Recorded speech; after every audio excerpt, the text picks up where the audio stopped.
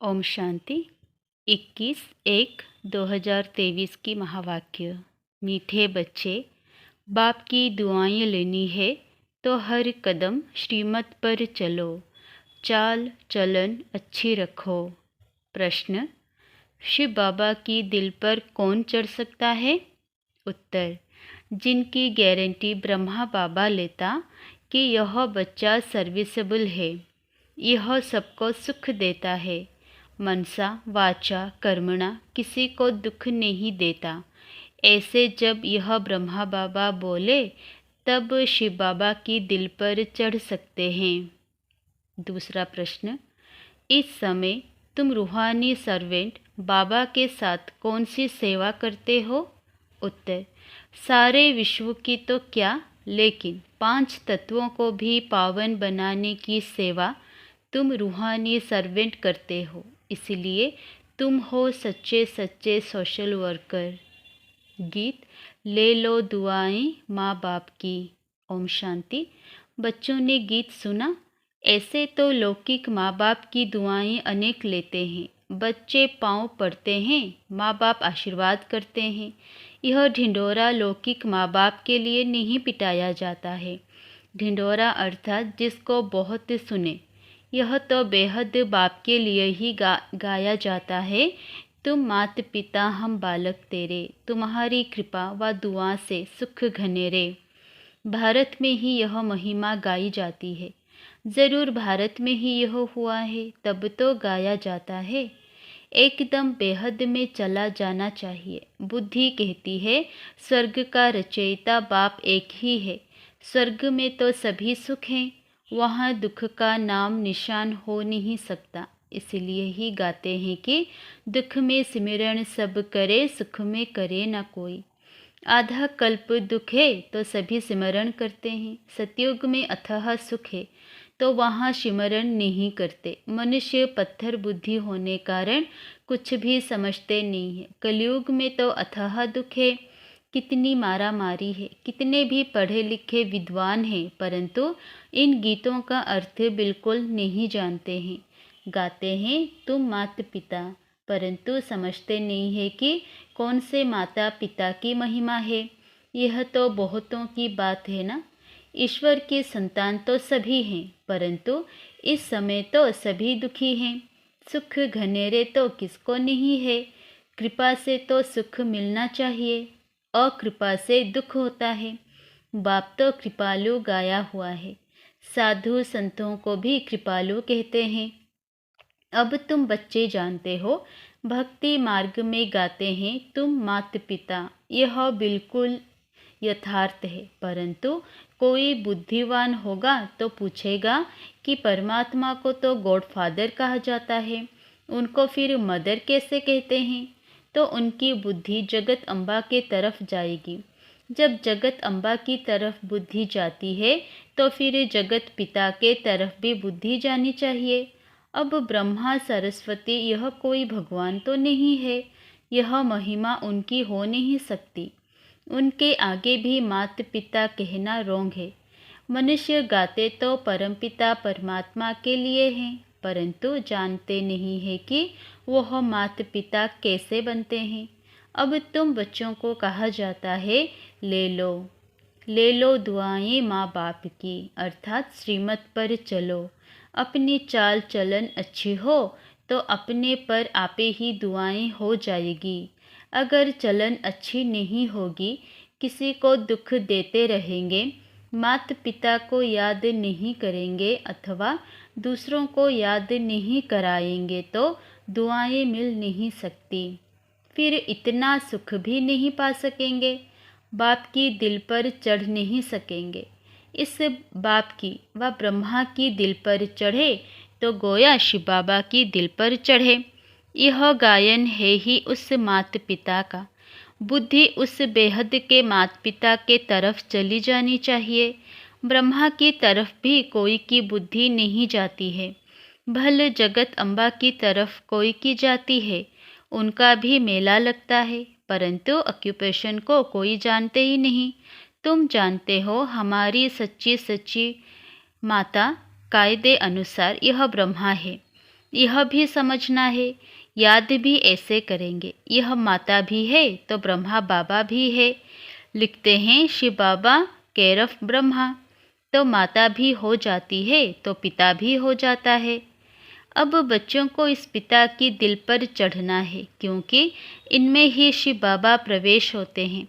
यह जब गारंटी देते हैं कि हाँ बाबा, यह बच्चा बहुत अच्छा सर्विसेबल है, सभी को सुख देने वाला है, मनसा वाचा कर्मणा किसी को दुख नहीं देता है, तब ही शिव बाबा की दिल पर चढ़ सकता है। मनसा वाचा कर्मणा से जो करो, जो बोलो, उससे सबको सुख मिले। दुख किसी को नहीं देना है। दुख देने का विचार पहले मनसा में आता है, फिर कर्मणा में आने से पाप बनता है। मनुष्य तूफान तो ज़रूर आएंगे, परंतु कर्मणा में कभी नहीं आओ। अगर कोई रंज नाराज होता है तो बाप से आकर पूछो, बाबा इस बात से हमारे से यह नाराज रहते हैं, तो बाबा समझाएंगे।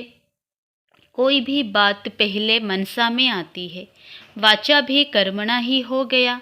अगर बच्चों को माँ बाप की आशीर्वाद लेनी है तो श्रीमत पर चलना है। यह बड़ी गुह्य बात है जो एक को ही माता पिता कहते हैं। यह ब्रह्मा बाप भी है तो बड़ी माँ भी है। अब यह बाबा किसको माँ कहें? यह माता ब्रह्मा, अब किसको माँ कहें? इस माँ की तो माँ कोई हो नहीं सकती। जैसे शिव बाबा का कोई बाप नहीं, ऐसे इन्हें अपनी कोई माँ नहीं। मुख्य बात बच्चों को यह समझाते हैं कि अगर मनसा वाचा कर्मणा किसी को दुख देंगे तो दुख पाएंगे और पद भ्रष्ट हो पड़ेंगे। सच्चे साहेब के आगे सच्चा रहना है, इनसे भी सच्चा रहना है। यह दादा ही सर्टिफिकेट देंगे कि बाबा यह बच्चा बड़ा सपूत है। बाबा महिमा तो करते हैं। जो सर्विसेबल बच्चे हैं तन मन धन से सर्विस करते हैं, कभी भी किसी को दुख नहीं देते, वही बाप दादा और माँ की दिल पर चढ़ते हैं। इनकी दिल पर चढ़े माना उनके तख्त पर चढ़े। हमेशा सपूत बच्चों को यह विचार रहता है कि हम गद्दी नशीन कैसे बने, यही तात लगी रहती है। गद्दी तो नंबरवार 8 है, फिर 108, फिर 16,108 भी है, परंतु अभी हम उच्च पद पाएं, ऐसे तो शोभता नहीं। जो 2 कला कम हो तब गद्दी पर बैठें।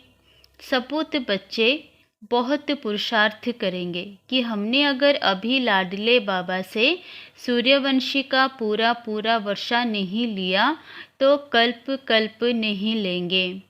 अभी अगर विजय माला में नहीं पिरोए तो कल्प कल्प नहीं पिरोएंगे। यह कल्प कल्प की रेस है। अभी अगर घाटा पड़ा तो कल्प कल्प पड़ता ही रहेगा।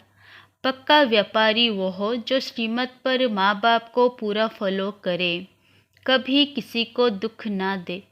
उसमें भी नंबर 1 दुख है काम कटारी चलाना।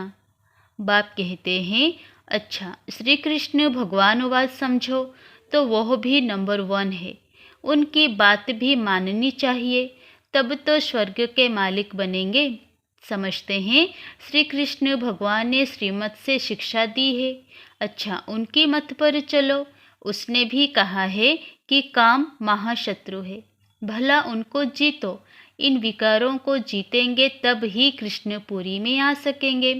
अब श्री कृष्ण की तो बात नहीं, श्री कृष्ण तो बच्चा था, वह कैसे मत देंगे? जब बड़ा होकर गद्दी पर बैठेगा तब वह मत देगा। मत देने के लायक बनेंगे तब तो राज्य चलाएंगे ना। अब शिव बाबा तो कहते हैं मुझे निराकारी दुनिया में याद करो। श्री कृष्ण फिर कहेंगे कि मुझे स्वर्ग में याद करो।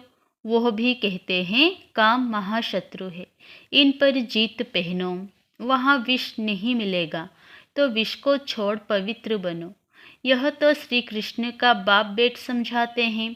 अच्छा समझो मनुष्यों ने मेरा नाम निकाल बच्चे का नाम डाल दिया है, वह भी तो सर्वगुण संपन्न है। वह भी कहते हैं गीता में लिखा हुआ है कि काम महाशत्रु है, उनको भी मानते थोड़े ही हैं, उन पर भी चलते थोड़े ही हैं। समझते हैं श्री कृष्ण खुद आए तब हम उनकी मत पर चलेंगे, तब तक तो गोता ही खाते रहेंगे। सन्यासी आदि कह नहीं सकते कि मैं तुमको राजयोग सिखलाने आया हूँ। यह तो बाप ही समझाते हैं और ये संगम की ही बात है।